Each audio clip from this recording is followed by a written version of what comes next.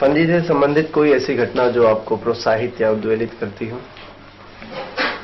जब वो मुझे सिखाते थे, मतलब प्राइवेटली जब मुझे वो सिखा रहे थे घर पे, तो उन्होंने एक ही चीज मुझसे कहा कि तुम कर सकती हो और तुम बहुत अच्छा करो, ताकि तुमको बहुत आगे जाना है।